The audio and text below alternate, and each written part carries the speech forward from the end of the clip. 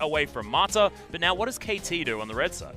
I mean, it's very interesting how you approach this series. I always love doing theoretical pick bans when it is two teams like this in a big match. I definitely had Thresh as a blue side ban. Galio's another one I'm considering, but this is not one I saw coming. I was actually talking to you, Atlas, about KT's need to ban the Elise on red side just because Peanut, in the recent run, has been playing almost exclusively Elise. What I did tell to you is that it felt for sure we would see some of the overpowered or at least premium meta picks available, and with an Alistar ban to counter Wolf's recent melee support choice of the Alistar, we're getting spicy already, Atlas. It's super spicy, and what is it going to be? Is it going to be Kalista? Is it going to be the Zac taken away here by KT?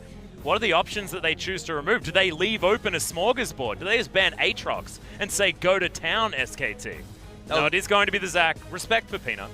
You could have seen Zac being open because it is Peanut, and Peanut is known. This was part of our previous discussion. He's known about his skirmishing junglers. I thought SKT would continue to put an extreme premium on Elise to allow him to win every invasion war.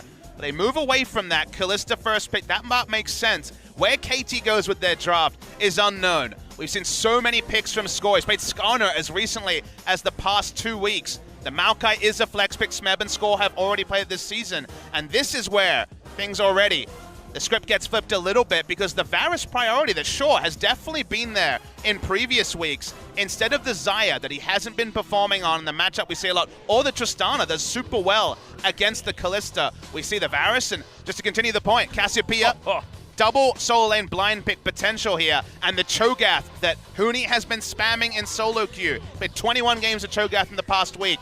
One of his favorite picks is locked in. Yeah, and Faker getting that Cassiopeia is so terrifying. Means that Pawn doesn't get to just freely pick champions like the Corki that he has been very, very good on. Of course, in their 25-minute victory against SKT last time around, it was also on the Corki, and I believe pre-buff as well. KT, that a lock-in of the Zyra, Varus Zyra already taken away, could be associated with a potential example of some of the mistakes that SKT made on the last patch. The way you approach this lane is very interesting because it's a winning lane matchup. Varus Zyra is very powerful in lane, and they're trying to curb the Kalista, hitting her timings at the good time, and maybe even potentially prey upon a melee support that isn't Alistar. They haven't left Alistar up, they banned it away. Or it could be the lane that you just leave to do well and focus on other parts of the map. The draft will really shake out to give us more information in that regard.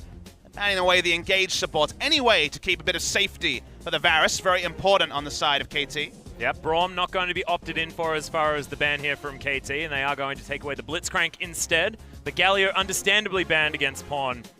Looks like he may have a different idea in mind, though. Otherwise, that would not be a Zyra. That would have been a Galio locked in there for KT. Orianna, already banned out, would be the obvious pick into Cassio. The Galio and her ability to just kite back and protect is there as well. So the mid lane champion for KT here is going to be a very intriguing one.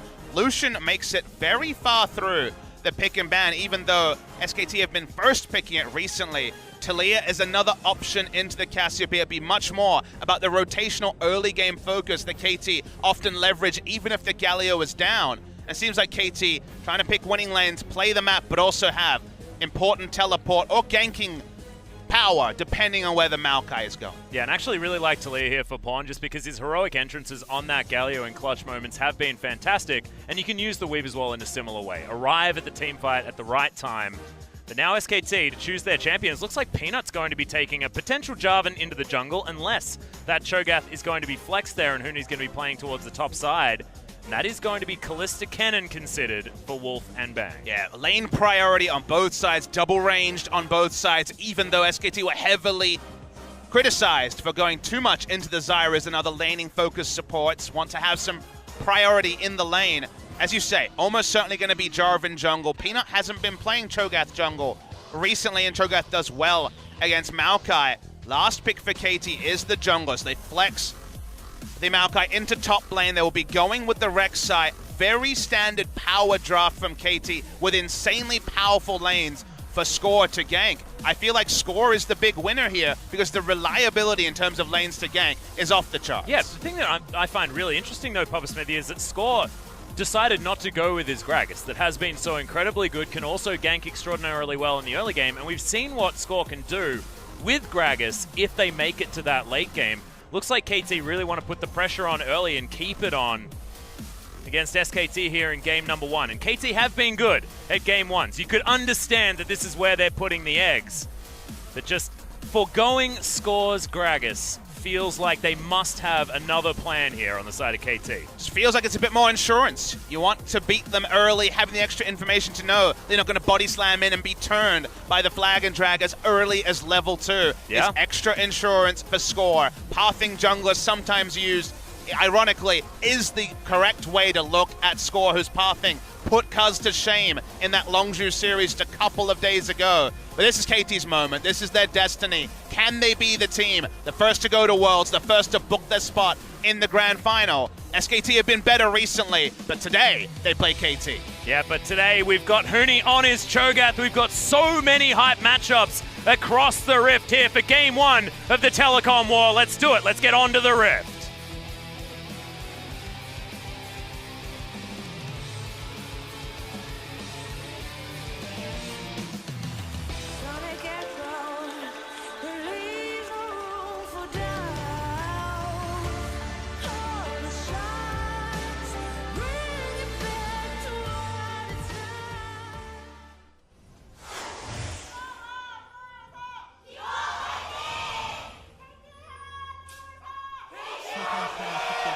Oh, KT fans well and truly ready for this game number 1. Place where KT certainly have found success in the past, but looks like 5-point defense system as we set up. Loads of respect, and both of these teams know exactly what's on the line, and it's a heck of a lot, Papa Smithy. Getting information of where Peanut starts in the jungle on Jarvan is so powerful because level 2 gank from Jarvan is perhaps the most scary at level 2 of any potential CC combos available due to the amount of distance he's able to cover. So even knowing if he's starting top or bottom side relieves a lot of pressure from the rest of the map. Not expecting any sort of invasions from the Jarvan. That's just not how his standard path will work. So we'll see if they push in any wards late or whether they're just trying to play equal. Equal vision for both sides. To me, if it is shallow vision, favors SK Telecom. Well, at the moment, you can see KT not actually trying to go for any of that. It is going to be a topside start by the looks here for Peanut, potentially. We spent a lot of the pre-match and the hype focused around KT, because to me they have the tangible goals, right? They want to win to be first. They want to win to be the first team going to Worlds. Everyone can understand that. But SKT, it seems like to me, because they can't move up, remember guys, even if they win both matches this week, they will finish 4th. They will be playing in the best of 3 wildcard and then have to play the whole gauntlet if they are to be the champions of summer. But to me, SKT are playing for the intangible. They're playing for the right to once again be known as SK Telecom, the champions of the world multiple times, the sort of swagger they want to walk with as players. At the end of the day, SKT are known as that team that everyone around the world is afraid to face. And after their losing streak, we're not 100% sure to know, is it still that same SKT? Do they deserve that same level of respect because the opposition they've beaten so far has been lower level opposition? This time, they're against KT Rolster, and a win here for SKT would really allow their fans to once again have the same belief that they've had for years now. Yeah, this is the redemption story that SKT have been looking for that they haven't found in their last 2 victories. Score hanging out here, but Peanut well and truly ready as Pawn jumps his way forward. Not going to find the shove as Score's going to tunnel forward, and that's going to be Peanut's opportunity to get himself in. Flash comes out as Pawn down to 200 health. And SKT, good follow-up, faking not a lot of mana. Will level up and get some back. Stuff from Peanut. He was in position early for the counter gank, not moving to allow the Tremor Sense to give vision. And usually Peanut is the one who's playing the battle ward, invading aggressively. But now he's actually being Bengi-esque and actually providing coverage for his laners, something that he's done in fits and spurts over the course of 2017. Now Peanut going for the invade actually starts off the blue, but you can see KT moving their bottom lane up, have the inside track, of course, to this buff. Peanut making his way out, just going to take the Rift Scuttler, so not wanting to opt in for any over-aggression, which he may have taken earlier in the year. Seems like it was a multi-point plan to be able to contest that blue and also provide coverage through mid. When you go for the cannon in bot lane, auto attacks are so important, so you're able to push out in a lane that often Varasaro will auto-win the push war, so they had the lane in a great spot. It allowed Wolf to roam, but not enough to actually steal away the first blue spot. Well, right now, Bang & Wolf dealing with these plants that Marta's throwing down quite well. Score does end up taking that blue buff. It was put behind just a little bit by Peanut, getting himself in there. Smeb trying his very best to last hit with the clumsy little root arms of the Maokai under his turret. KT's comp, worth noting that in the late game, they will find it very difficult to push damage onto the backline. Taliyah famously, sure, if she gets a shove onto a carry, because she's coming out of control ward, can make a lot happen, but in general, the threaded volley is going to be absorbed by a 5,000 health Cho'Gath or a fairly tanky Jarvan, rather than being able to be pushed onto Cassiopeia, Kalista, and Kennen. So their early to mid-game rotations, with the reliability of their teleports, teleport plays between Cho'Gath and Maokai don't have a lot of overlap. It's not quite Trundle versus Maokai, but it's close to that, given that hitting a Rupture after a 3.5-second teleport is very difficult to pull off reliably compared to Maokai, who's got the point and click. Yeah. The thing that I'm looking at, obviously, is the Plants duo. Is actually got Faker going aggressive against Pawn. These Twin Fangs should be able to find it. Heal comes out. There's the flash. Threaded volley, but it's blocked by the minions. A score turns up and no kill there in the mid lane, but these guys are out for blood. Gotta love when they go super aggressive very early. Score's here to help them push out the lane. Peanut there for coverage. Maybe that's a preview of a Titanic 1v1 we'll have later in the series. First blood to either side as a solo kill in mid lane would put their fans into ecstasy. Oh, certainly would, and both of them now without a flash. So Score and Peanut understand that there is a huge target painted on their mid laner. Do remember that Peanut does have flash, and we saw Spirit yesterday pull off some very creative flag and drag into flash the last second combos. Score doesn't have his flash yet, so doesn't have the same ganking pressure, so Cassiopeia relatively is in a safer spot if Peanut continues to jungle around mid. We can see Bang & Wolf actually doing very, very well farming things out here towards the bottom side, but the pressure is in favor of KT. Deft actually feeling comfortable moving up towards this turret. I feel like they know this because they've spotted Peanut multiple times around that mid lane. Vision is down and Pawn. We'll see whether he can actually move over, safely navigate this potential gank, because Peanut just wanders through the lane. Pawn leaves lane because he has the defensive information on the bottom side. Does spot Peanut out. Thought for a second there he would do the casual wander away from a gank, then gank bot lane play, but there was wards available for SKT. Yeah, actually pretty clever using that scrying orb to be able to clear out the lane ward as well, to be able to spot where Score's going to be going if he transitions via the mid lane. Haven't seen a scrying orb go quite that far the other way. Now backs are going to come in towards the bottom side of the map, and both of these AD carries are going to grab their Bilgewater Cutlasses. He's pretty greedy with his teleport, because Pawn was able to rotate out first, but just wanted to pick up all the experience. Teleport advantage for Cho'Gath, but we just outlined that making a teleport play with Cho'Gath is a multi-step process. It's a lot more complicated than a Maokai teleport, so perhaps just hoping that, given the nature of Cho'Gath, he won't be in any way taken advantage of in the next 4 minutes or so while his teleport is down.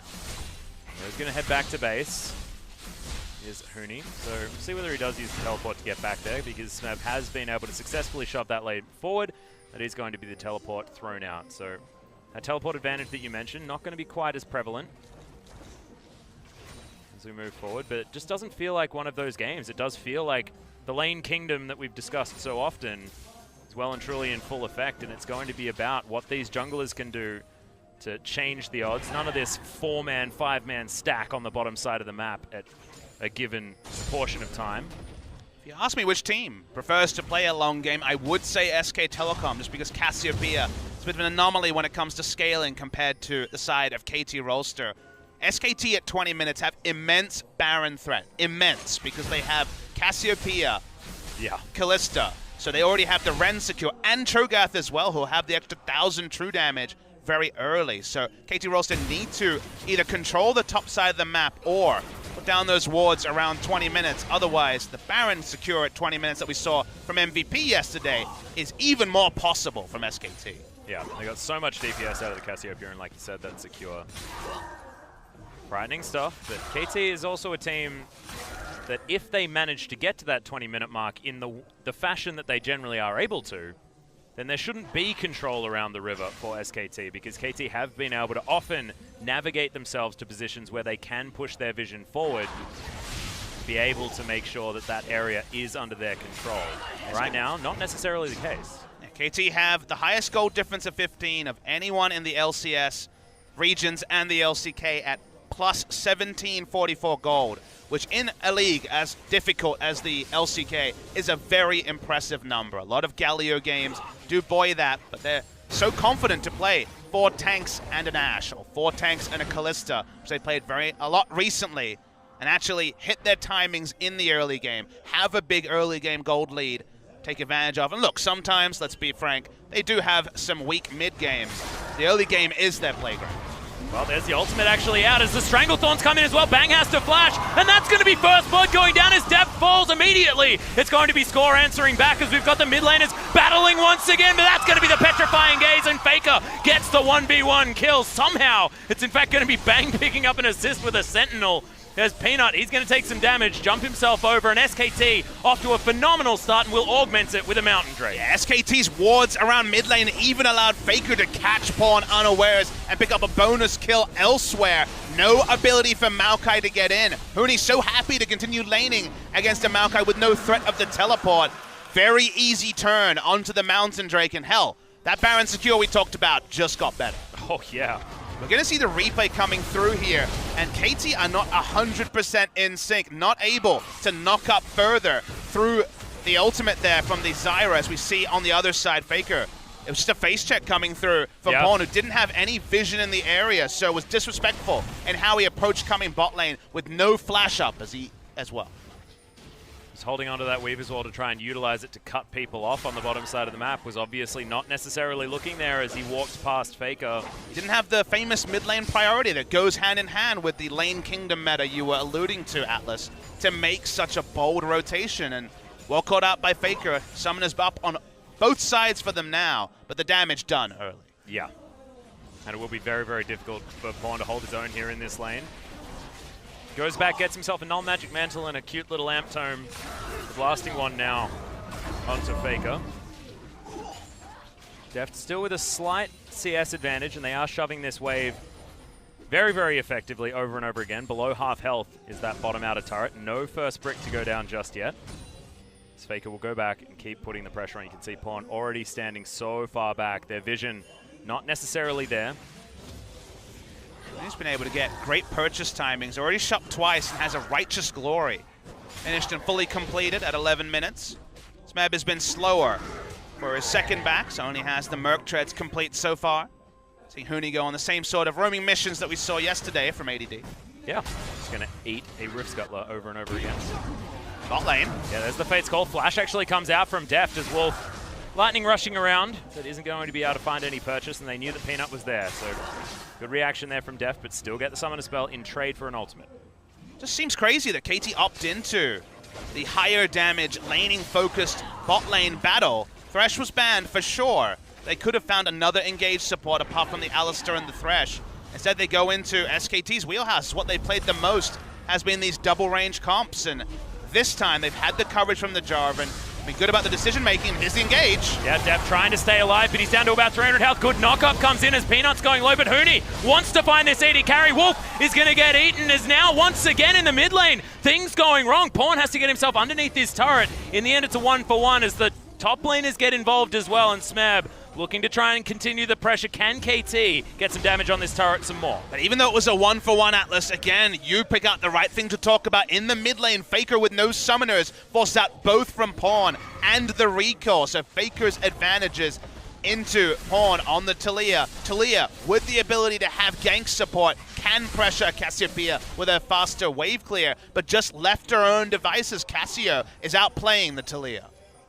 Well, that ward is going to die. You can see KT notice that it falls down, and that's going to be Bang's cue to exit.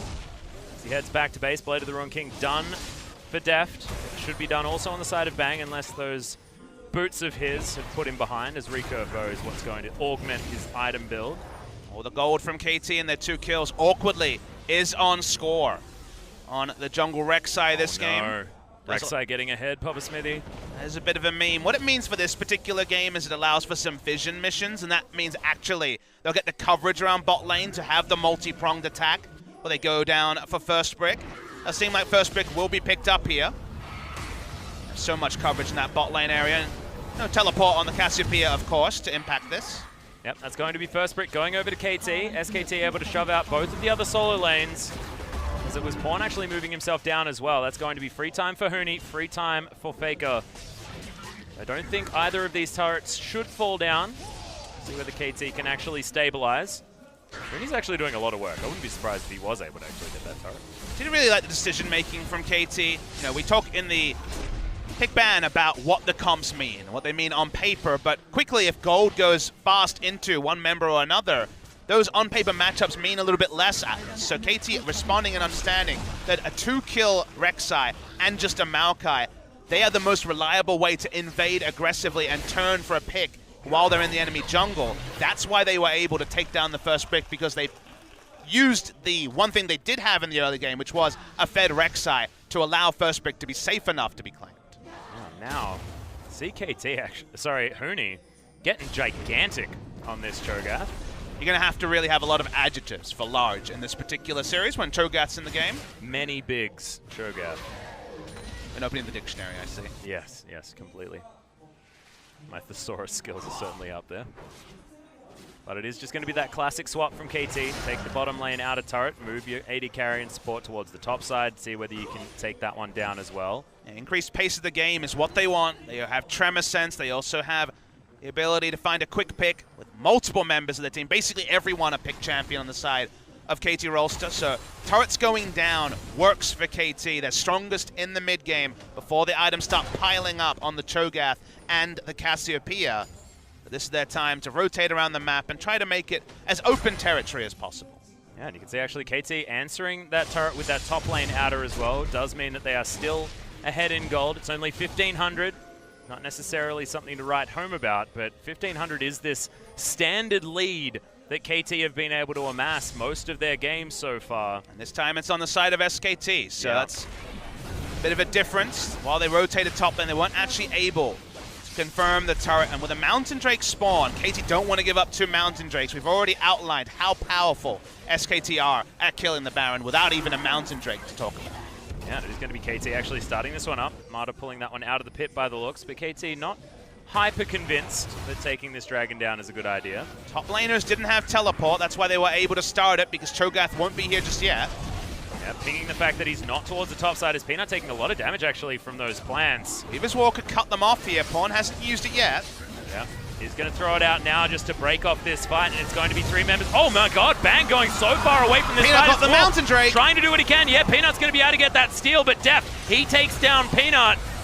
Now SKT, they are closing in on the tanks of KT already. A delicious tree was devoured by Huni, and Score looking to try and flash his way out, but the Ren should be enough to do it if he can make it there. I thought that that was going to be a headbutt by the Rift Herald, but no, he's just going to take down the turret, and SKT, multiple objectives after KT didn't find the smite. And even though KT were first to rotate, you could see SKT had a very early plan of how they wanted to answer KT's force onto the Mountain Drake. That part doesn't even matter because SKT were able to take it. We'll see the replay here. Score's smites have been a bit off recently, and once again, slightly too early means that Jarvan claims it. Then he's just able to occupy Deft and Pawn for time, and the all-important time early into the fight. That allowed SKT so much more access to the bot side, and then Faker, Flash, Petrifying Gaze, doesn't find any members, but does zone people out of the choke. That's why the kills on the backside was so easy, and because there was the early channel of the Rift Herald, they get the mid lane turret as well. Yeah. Rooney actually setting that one up earlier. Has himself a Warmog's armor as well. That Negatron Cloak is there to augment that magic resist that he only had in the form of his Merc Treads. Amusingly, he's going for the max damage build, which for Cho'Gath represents Warmogs and the Gargoyle's Stone Plate as the next purchase. Yep. SKT already have the turret lead here with all 3 outer turrets down. You couple that with control wards around the Baron, and then you're in the unenviable position as KT of trying to fight for Baron vision against both Baron secure from a Cho'Gath, but also insane pick power. he's a pick champion in his own right. Yeah, well, they've got Baron secure from Kalista and Cho'Gath. I feel like if SKT are allowed to start the Baron, you can't let it get to 3,000 health because they press Smite, Rend, and the Feast, and that's a dead Baron just instantly from 3k. You do wonder how many times they've practiced the exact damage numbers there, because the multi-smite is not going to be at the exact precise second. Often there is a small chance to be able to smite away, just like when you smite away from a Nunu consume animation or even the feast animation. So how many times have actually been able to get that down to mathematical scientific formula? Going to be potentially something that Score can get lucky around. He already was frustrated by having the Drake stolen away from him by Peanut. Yep, hasn't been having a lot of luck with the smites, as you mentioned earlier as well. The series by KT against BBQ was a frustrating one, as Faker's going to move himself to the correct side of the Weaver's Wall, away from the danger, but Huni's going to make his way back with a teleport, and that's going to get out the ultimate from Deft. They save the turret, get an R button, but they do expend the teleport. But you do see what's different, because they don't have a tank support like a Thresh, and because Maokai's not grouped. Usually when we see the Weaver's Wall turret plays, a strategy that has become about as standard as can be in the summer season, they involve invading for vision, putting down coverage to see who is going to come up and try to stop you taking the turret, and then you put down the Weaver's Wall. KT had to skip steps because they have Zyra as a support, and they can't actually get deep vision on the blue side of SKT. Meanwhile, SKT are able to contest the enemy red buff, so when it comes to tempo around vision, around picks, in the jungle, KT aren't even able to walk out to look for a Grasping Roots or a Varus ultimate. And so the plays from KT, they're pretty low value. They don't really get any sort of damage onto the outer top lane turret, and SKT just return to farming after picking up an advantage. And what's come out of this is an absolutely massive Cho'Gath in every single way. Currently 40 CS ahead, sorry, 60 CS ahead of Smeb, as well as 2-0-0 with that Gargoyle Stone Plate so close to being finished as his third item.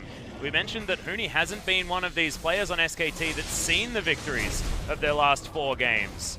Last time he played was in a loss, but this is a very different performance on a very different patch, and a champion that he has been known for in the past, but certainly not recently. I mean, Huni has picked up wins on 4 champions, and if I was to poll you and ask you what those 4 champions were, you'd probably get the Rumble. You might get the Kennen, but the only other champions he's won with are Cassiopeia and Lucian. Very off-meta counter picks. So he hasn't been playing the meta champions. No win on Camille, no win on Renekton or Shen or any of these other meta champions.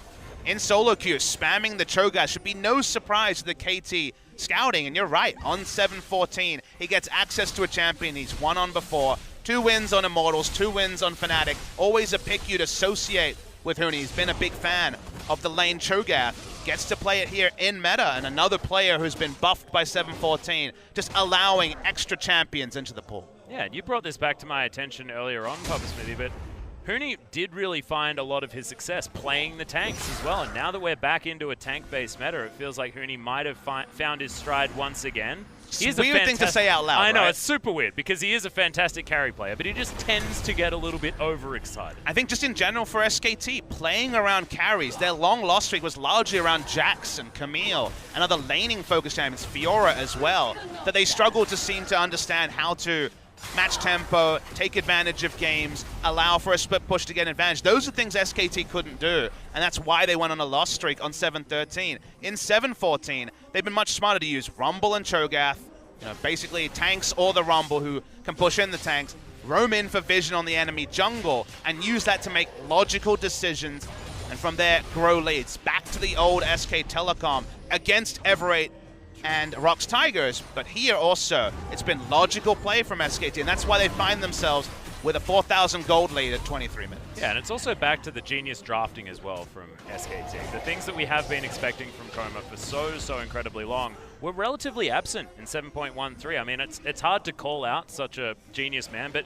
it wasn't looking like SKT were at the same form with their decision-making in the draft. This time around, they have got exactly what they want and have the answers to KT that they were looking for. But at the end of the day, I'm not willing to say LoL lost at draft, because KT have a strong draft in their own right. They have pushing lanes, they had a Fed Rek'Sai early, they have the more reliable teleports. Where things went away from them is that because they drafted a range support and not a melee support, they haven't been able to get the wards they could in previous games or the tank line to put down vision. And that's why more often than not we're seeing things like Faker flashing onto Deft or 4 members walking to the top side to try to get vision on for an outer turret take with the Weaver's Wall and failing to do so. The Baron buff already is being leashed, Atlas, and they'd love to return to it soon. Yeah, SKT demonstrating that they know exactly what their comp can do. Pick themselves up a cheeky Infernal Drake as well. It feels like Summoner's Rift itself knows that this is a hype match because we've got double Mountain into Infernal, Papa Smithy. KT back to the mid lane. They want to clear things out, and at least they have been able to stop the bleeding when it comes to these towers. No inners to fall down just yet. But it feels like the calm before the storm once again, much like the first few minutes in the studio, and now the Fate's Call comes in. Oh, really good chance of corruption, stops the further engage, but that's going to be Peanut finding his way around the side. Deft surviving for a long time. There's the Weaver's Wall. Eventually, he gets eaten as Wolf is the one cut off. But that Weaver's Wall could have been in a better spot because SKT all get out. KT no option to find an advantage as there's the flash. Okay, Huni not finding anyone. Teleport had to be cancelled from Maokai because the DPS was already dead, and Pawn is not enough damage to take down other members. They turn onto the Baron, and KT Rolster can give them no quarter. This Baron will explode. Yeah. Feel like it gets down to that 3,000 health mark. You've got a Nom from Huni. You've got the Smite. Grasping Roots too slow as the Rend is what secures it. A lot of snares, but KT just used it to disengage, and that was the freest Baron that SKT could find. Really nice stuff, and just feels like this game has gone from clockwork to clockwork play on the side of SKT, something that we've been used to talking about in days gone by, Papa Smithy. And unfortunately, KT have missed their chance to play the draft as they would have intended it, which was to do plays like we saw with Weaver's Wall behind the turret, get a turret lead themselves. KT drafted pushing lanes in multiple different areas and a reliable ganking jungler. Didn't really make anything of what they had, and instead have allowed SKT to take the turret lead. And now you talked about Gargantua and Cho'Gaths. That's without even Gargo's stone plate being enacted. Huni looks like he's moving slowly because he's got such a large model on this Cho'Gath. And now KT's comp doesn't really do anything, Atlas. They can clear waves. They can delay the game. But SKT can dive. SKT have insane Baron secure. And all KT can really do is watch. Huni's bigger than 2 turrets. Yeah. That's like too big. I mean, if this wasn't such a high-profile game, I'd love to see him do the taunt with the speakers on this Battlecast Cho'Gath skin. It's like Woodstock. Crazy loud. Now, the Baron going to be utilized here in the mid lane by Bang. See the rest of SKT, apart from Huni, moving towards that bottom side. Pressure in all 3 lanes, wanting to take down inner after inner. Get themselves towards the base. Start knocking down the inhibitor turrets. Faker makes short work of that bot inner turret. There's certainly more they can take. SKT have pretty abysmal siege. Kalista, Cassiopeia, Cho'Gath, when you're talking about carries, is not in no way good siege. And the wave is so good on KT's side, but it doesn't matter with how far ahead SKT are. They can threaten dives. There's no defensive vision from KT really anywhere on the map, so only in their base do they feel safe. Okay, SKT is going to keep growing a lead and take down every outer turret, probably in one fell swoop. Yeah, KT relegating themselves to their base, wanting to hold on to inhibitor turrets, but not really caring about these inners. Smeb might need to be a little bit careful as the logical next step is to pay a visit towards him, but it doesn't even seem to matter as SKT, looking for this gank. The Nature's Grasp does come out as there's the ultimates from both supports. Good knock up onto Huni as he gets knocked back into the bouncy castle. Deft keeping himself very, very safe as Bang takes a little bit of damage, but doesn't seem to care with his lifesteal that he already has built up, and SKT just spreading KT so thin. Yeah, Huni backs off, but he still has 3,300 health. He's only backing off because he has no mana, Alice. Yeah, well, Weaver's Wall coming in. No Fate's Call can be used onto Bang. It's the other way around, remember, because he has to flash, get himself over to the side. It is going to be QSS used at the same time.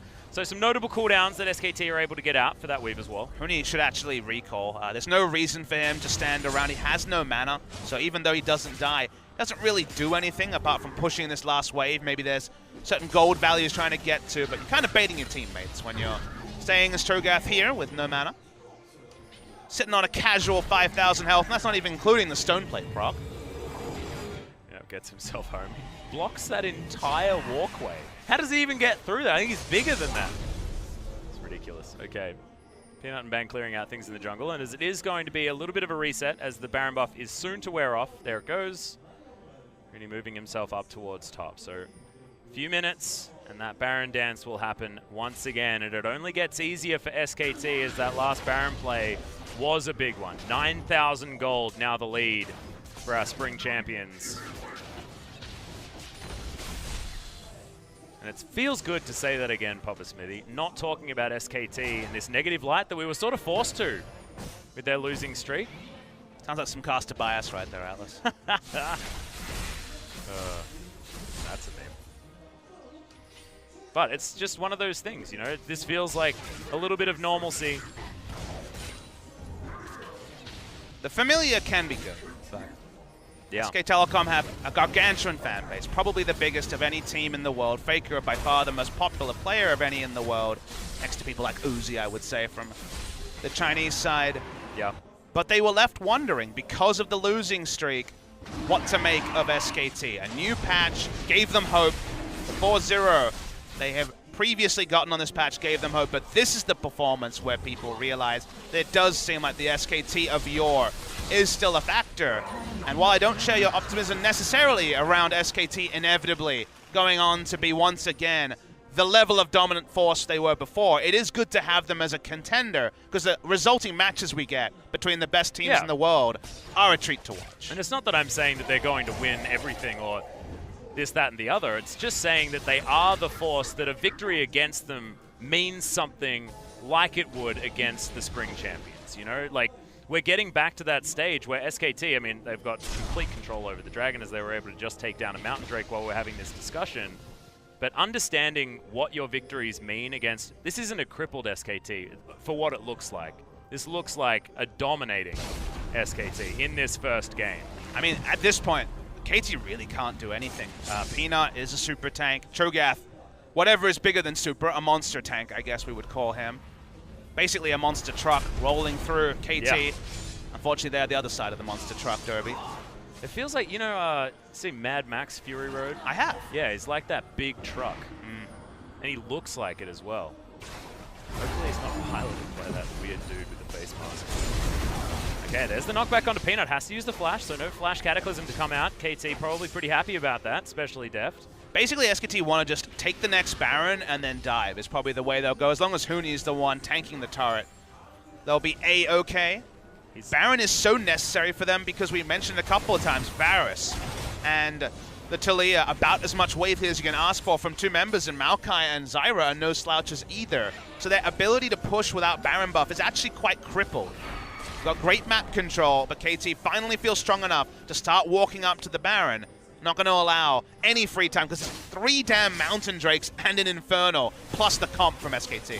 Well, Huni looking for the flank. Remember, this is a guy with the 2-item lead over his opponent, as there's Pawn in a little bit of trouble, but does still have the Banshee's Veil. There's the engage from Peanut as Deft, all on his own. No options to get out of anywhere, but Faker is going to fall down immediately. Pawn now looking for the DPS. As finally SKT get themselves back into the fight. Score in trouble as the Ren gets pulled out. No resets to come in, but here are the kills for SKT. 3 already dead. Smev and Marta running for their lives. There's a twisted advance. The knock-up, though, comes in from the Rupture, and it's all too easy. SKT, they've got the AD carry alive, and they'll break open the base right here. No Baron necessary. Actually, a badly botched fight by Faker in particular. This kind of died in no man's land. But Huni, wait till you see the replay and see how much feast damage he put onto Pawn. Bursted him for over 1,000 true damage as far as my eye could see. And SKT, doesn't matter if they don't have Faker, they're going to win the game. Yeah, they are. They're going to take down the Nexus turret. Second one falls, and Burst Blood in this telecom war does go to SKT. Some would say predictably, but if you missed the most recent weeks, most certainly not predictably here, but it is a best-of-3 series. KT now to move to the other side of the rift, and we'll see whether we're going to get to 3 once again, Papa Smithy, because I certainly hope we do. SKT fans will say business as usual, but they didn't know before this series started whether that would be the case. With their struggles recently and who they beat last week, we had no idea what to expect when it was SKT against our champions-elect, our first-place team as of writing in KT Rolster. But SKT played ordered, as you say, drafted smartly. There were still ways KT could win, but the moment that KT looked anemic at trying to take out a turret, you could see they would never actually get return visits to those turrets. SKT got the turret lead, they had the massive Cho'Gath, and they won the game. Yeah, putting the priority where they knew they needed to. So let's have a look at this Cho'Gath. Baker is caught out alone, and he has a lot of the gold here, but watch Huni and watch how much true damage he takes to Bond. Pops the stone plate and eats him. He does almost his full health bar. That was a rupture and a feast, and he was dead. Yes. He died with both summoners up because that's not the sort of calculation you make as a carry. Yeah. Don't necessarily think that that tank is going to literally 100 to 0 you. But that certainly happened. Huni was a complete monster. I would be surprised if we saw Cho'Gath again. And KT Rolster is on the blue side, remember, for Game 2. More flexibility to ban away something like the Cho'Gath. But we don't even know if Huni's playing Game 2, Atlas. That is a very good point, but I probably wouldn't sub him out after that incredibly dominating performance, Papa Smithy. Still a potential 2 more games unless SKT can turn things all the way around, get themselves to 6 game victories in a row, which is the perfect setup to get themselves towards that gauntlet run that they could get to. Of course, even another match this week as well, so they could be on 8-0. But ladies and gentlemen, we are going to go towards that short break, but when we get back, the telecom war will resume.